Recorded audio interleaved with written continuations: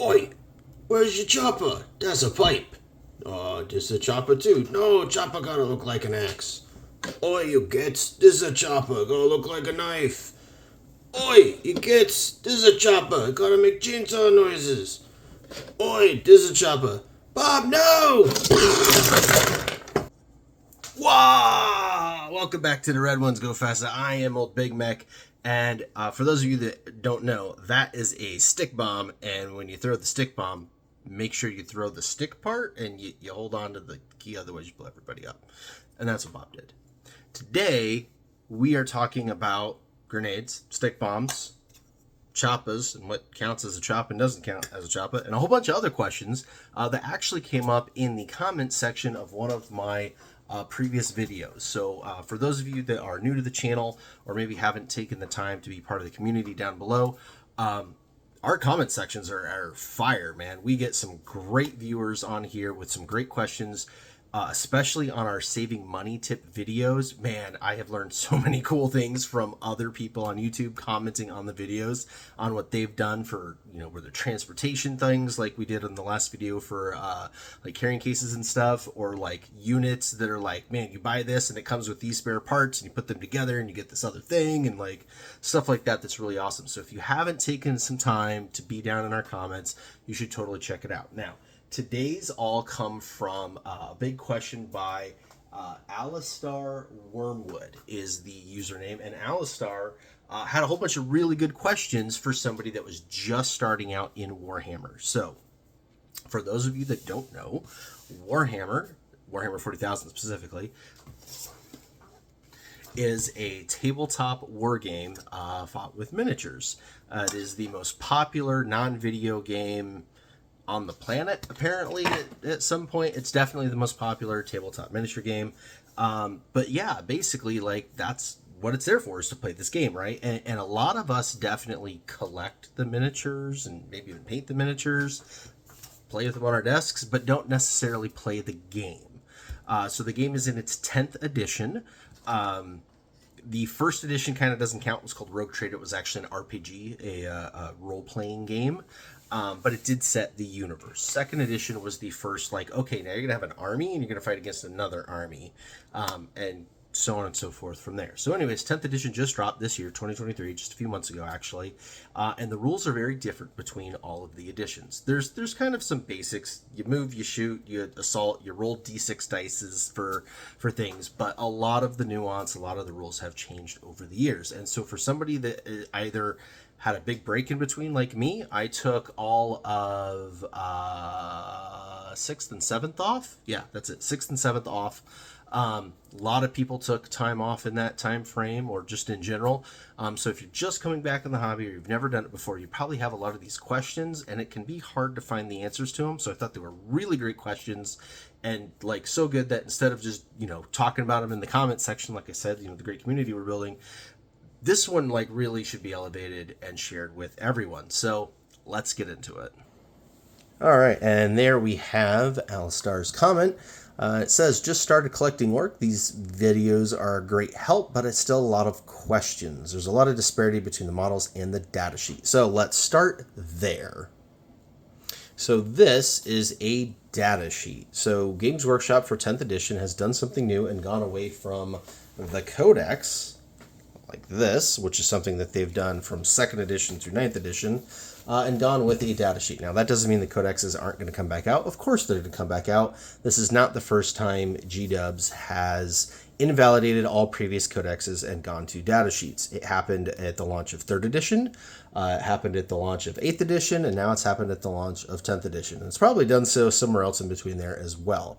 But basically, the difference now is, instead of there just being an index, they're going by data cards. So a lot of the rules in the codexes used to be spread out and, universal to everything within the book.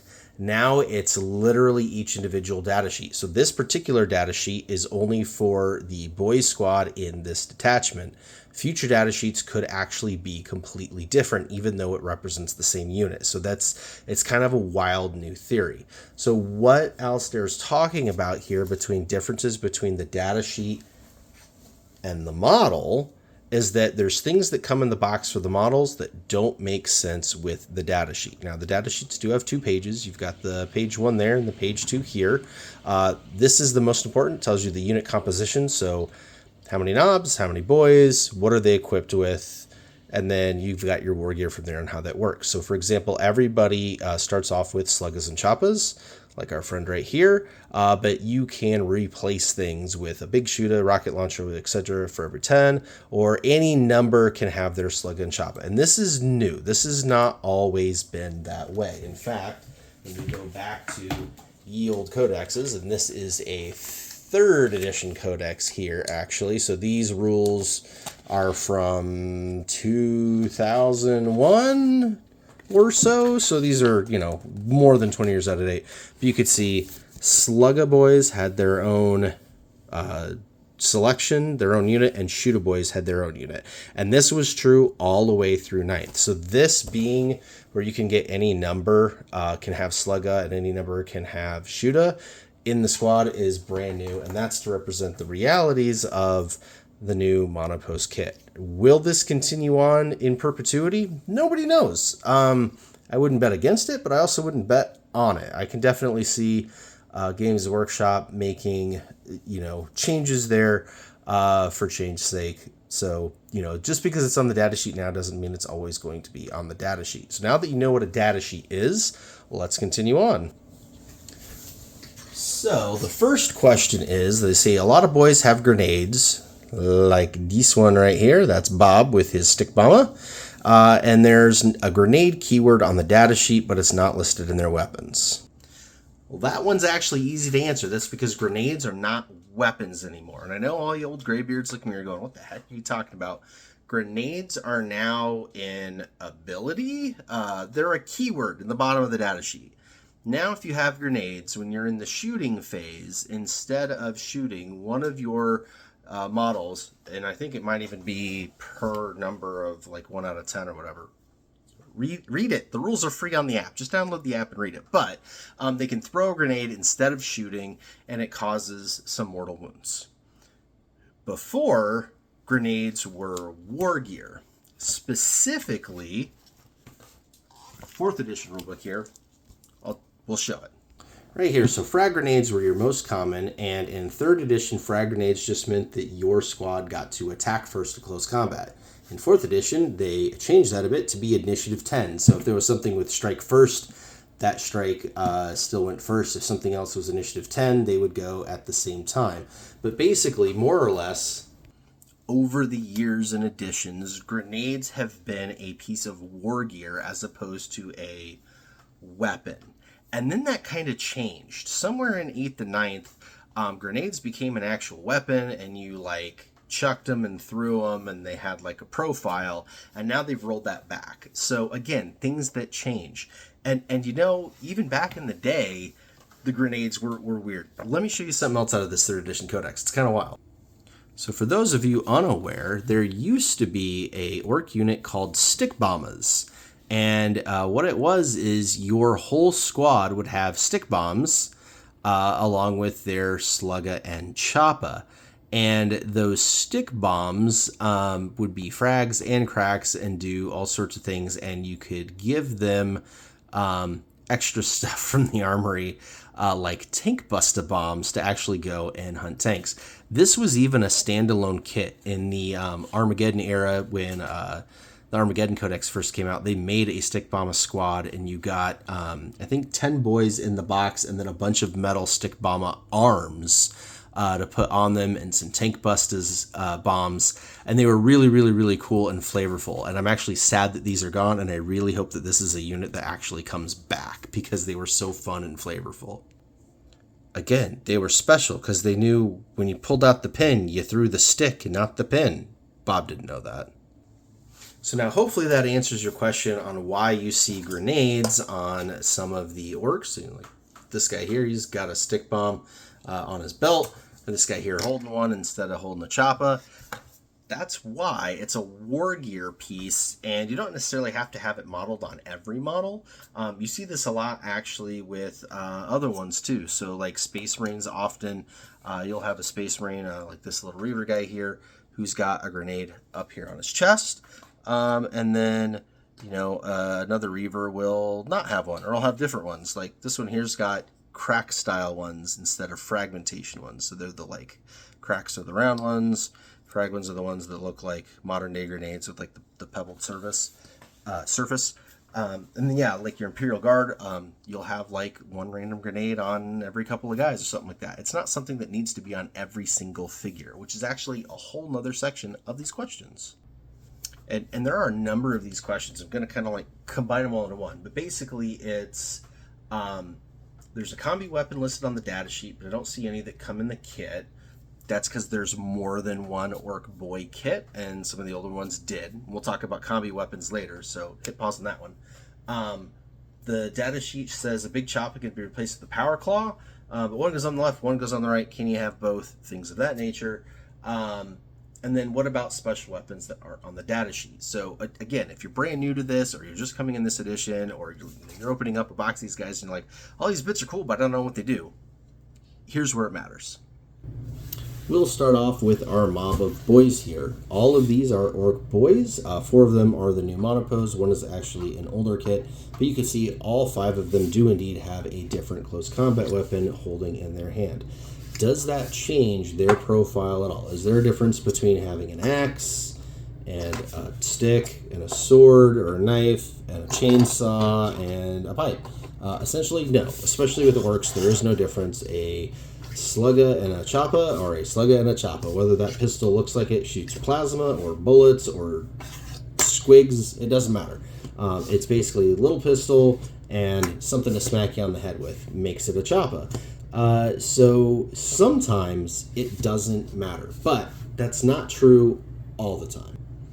We will actually scooch our boys out of the way here and bring in some different ones so that we can talk about.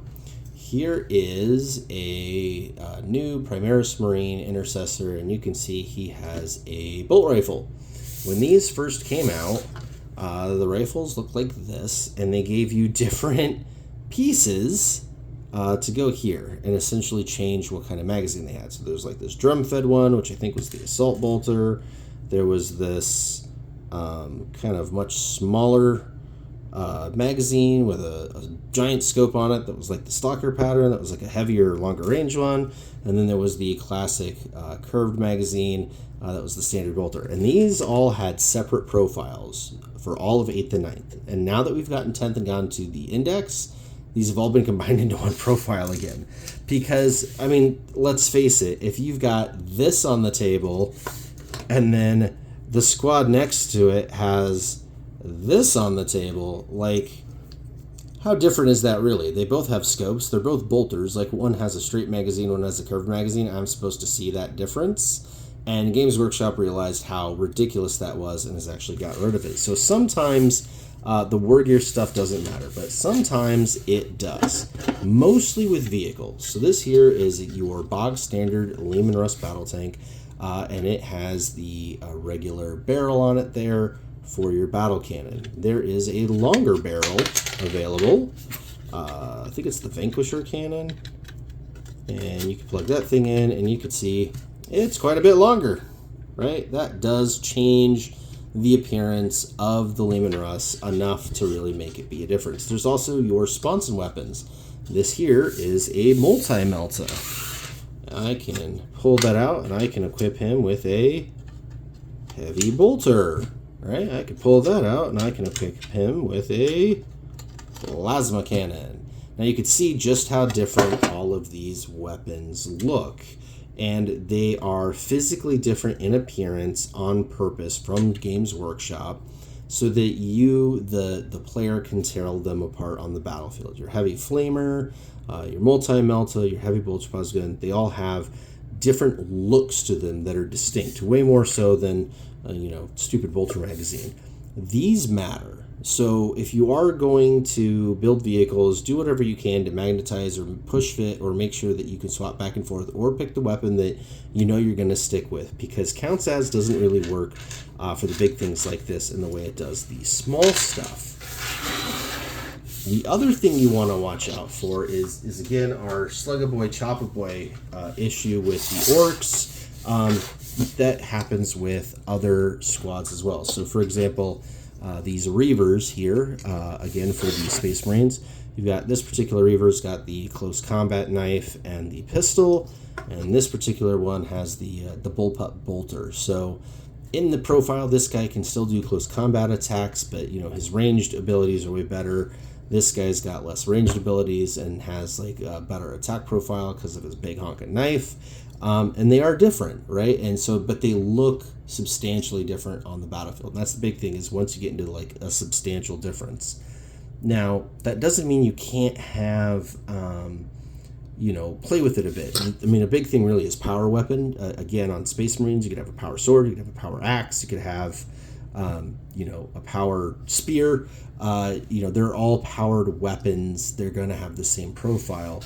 But, you know, you can't do power fist unless it's literally a power fist, because that is a different weapon. So just something to keep in mind.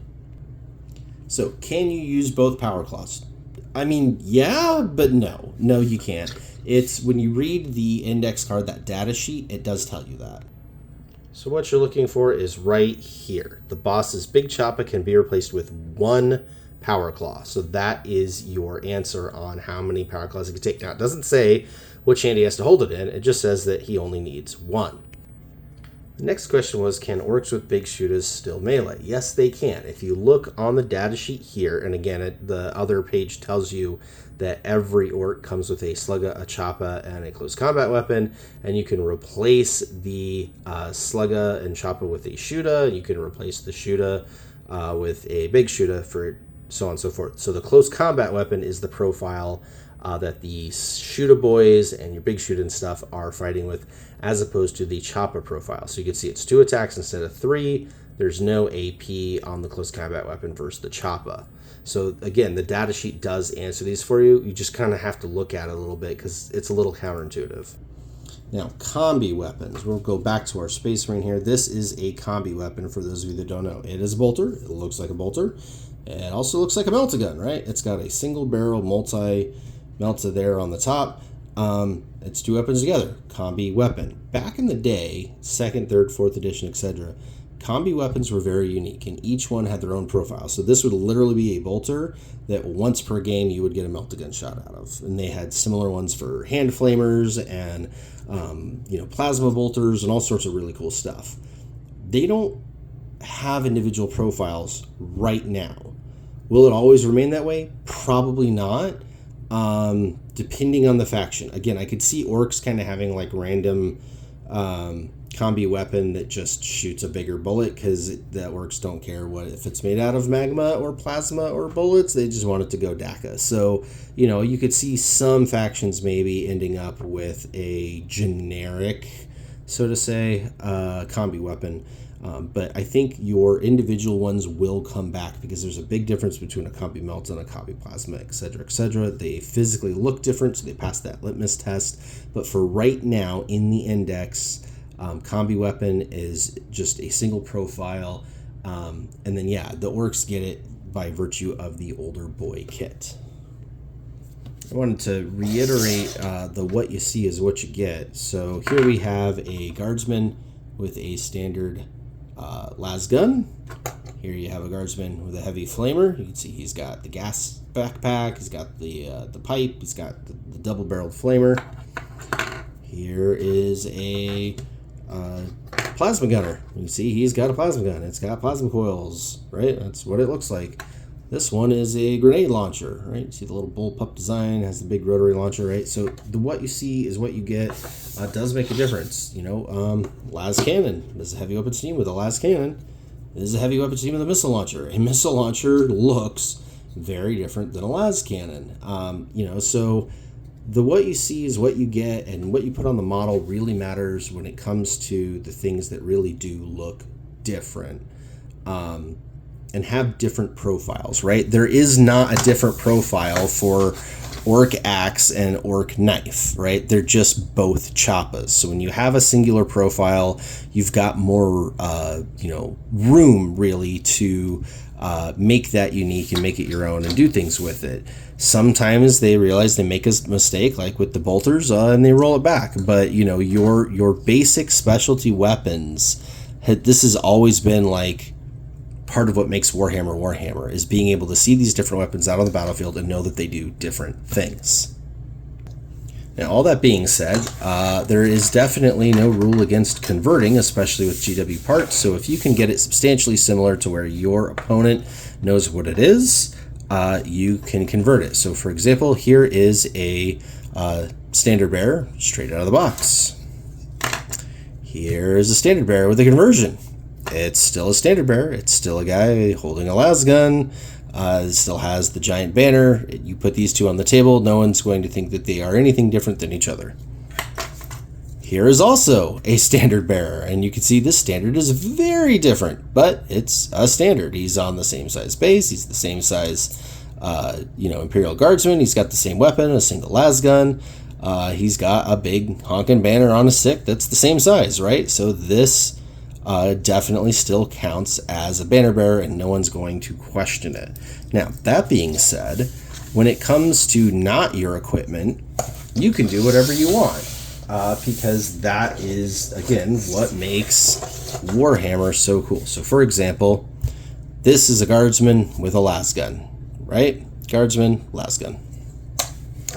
This is a guardsman with a lasgun.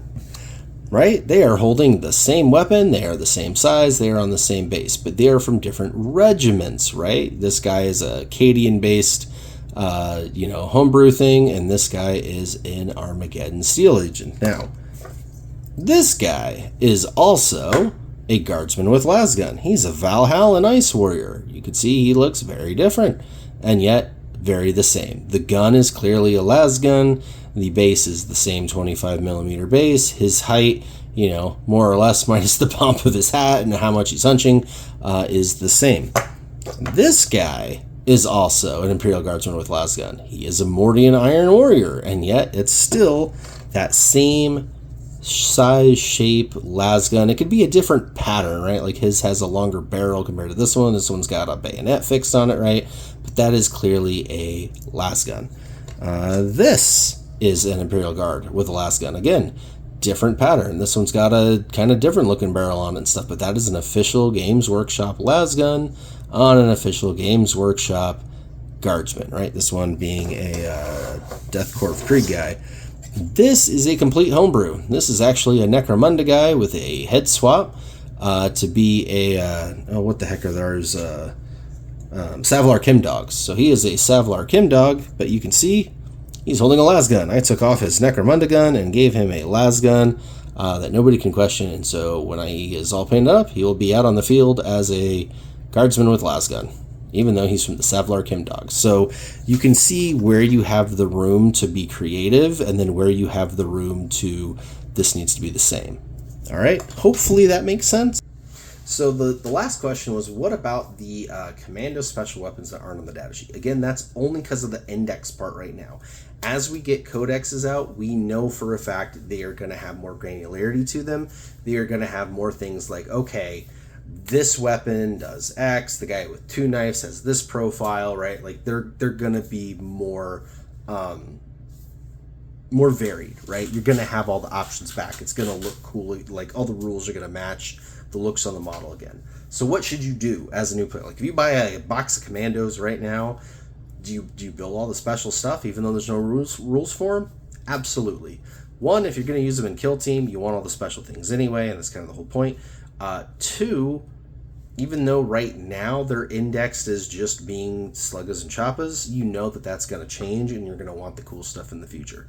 Three, do what looks cool. If you like having 12 different regiments in your, Imperial Guard army that all have lasguns, then do it. If you want all of your regiments to look the same, do that. The whole point of the hobby of collecting, which I think we're kind of like the only channel that really gets on collecting, is that you collect what's cool. You collect it because you like it. You collect it because you're like, oh man, like I set all these guys up and they look really fun, and like I would love to, field them on the battle, even if we get blown up. Like they look really cool. I enjoyed playing with them. So make sure you're doing something that feels good to you. But yeah, if it was me, when I'm building my commandos, they're getting all the cool stuff because it looks cool. Alright, that's going to wrap up this video. Hopefully that answered a bunch of questions, not just for Alistar, but for everybody else. And again, if you haven't taken some time to be down in our comments, I would highly recommend checking it out. We have a lot of great back and forth there. Again, lots of extra tips and trips, especially on the saving money on Warhammer part. And, you know, I'm no rules lawyer, and I'm a really terrible player, so sometimes I get some rules things wrong, and you know, the really good players will correct them down in the comments as well. So always a good place to double check your facts, because old Big Mac is, you know, losing it a little bit. But anyways, that's the video for today. Hopefully you enjoyed it. Join us on the next one, and until next time, wah!